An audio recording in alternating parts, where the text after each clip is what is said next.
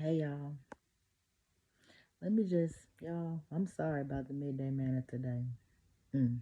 I'm just gonna apologize in advance because it's the weekend. You know, we like to have a good time on the weekend. So I'm sorry because I'm feeling away about the midday manna today. But y'all, I didn't know what I was gonna talk about today.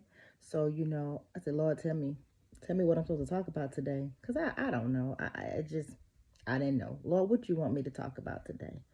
So I said, I'm going to go to Proverbs. And wherever my Bible opens up in Proverbs, whatever I have highlighted, because I have scriptures, highlighted throughout my Bible. I said, whatever page it go on and whatever I got highlighted on that page, that's what I'm going to talk about. Y'all, I went to Proverbs 31. And if anybody know the Bible, y'all know it's a few things in Proverbs 31. What I like about Proverbs 31 is, it talks about, the wife of a noble character, that virtuous woman. She's in Proverbs 31, and I would have loved to talk about her today. But that was on the back page. That ain't the page I flipped to, because that's a virtuous woman. We all should want to be like this virtual woman. That's who I strive to be like. So I would have loved to talk about that virtuous woman starting at chapter 10, Proverbs 31. But no, I flipped to the beginning of Proverbs 31. So I'm just going to tell y'all what it's saying. I'm feeling the way. I'm feeling the way. Because I'm like, really, Lord, this what I went to. So here we go, y'all. Y'all ready? All right.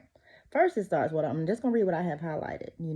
So first, he's talking to his sons. Do not spend your strength on women. I'm cool with that. I'm not a guy.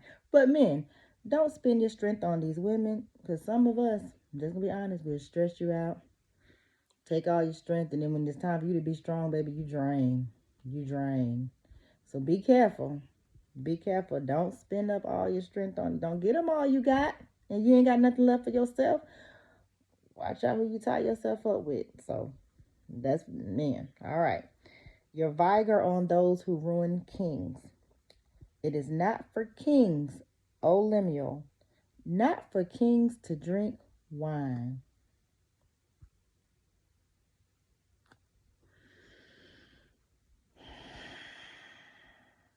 Mm. Then I was like, well, Lord, I ain't a king.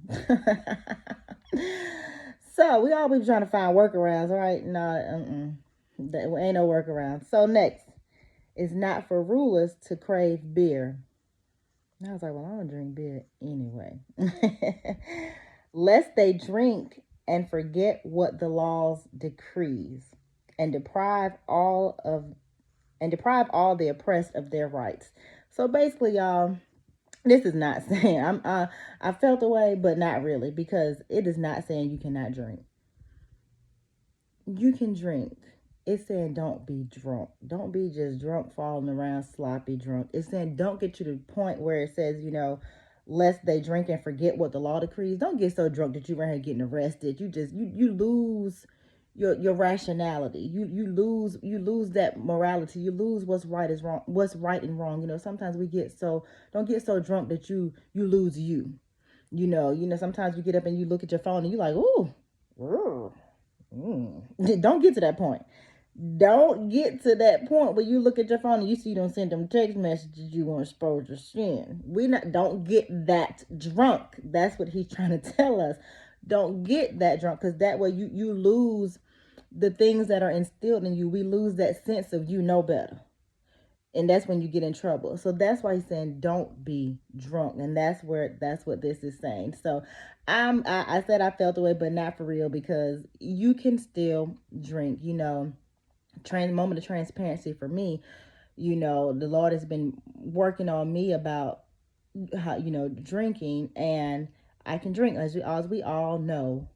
Jesus turned that water into wine. So you can drink. Just don't be around here drunk to where you lose all inhibitions. And one of the things that the Lord has been working with me on is where He didn't put me on a limit.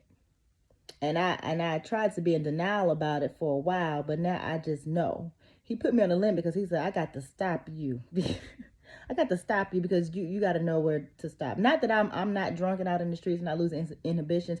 He's just telling me, he's just training me for something else, saying this is where you have to stop because I don't get, I'm not rolling around drunk. I'm not that. I'm not doing that. But he's still.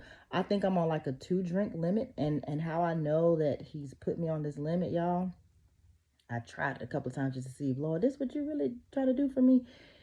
If I have more than 2 drinks, the next day I'm very ill, and it's happened enough for me to know that the Lord is saying, chill out. You doing too much. I told you that was your last one, and you had one more. You got it. You just had to have that one more. So guess what? I'm gonna get you tomorrow. So now I'm obedient. I learned my lesson. But again, I say all this to say, you guys, you can still drink unless you've been told you can't. Then be obedient. By all means, be obedient. But as far as God is concerned, you can drink. We just can't be drunk. We can't be to the point where we're losing our inhibitions and it's causing us to fall into sin, and we lose that train of thought. We just can't get to that point. So it's still the weekend. I ain't want to ruin your weekend for your midday, so you can have your drinks. I can have my 2, no more. But you guys have a great day.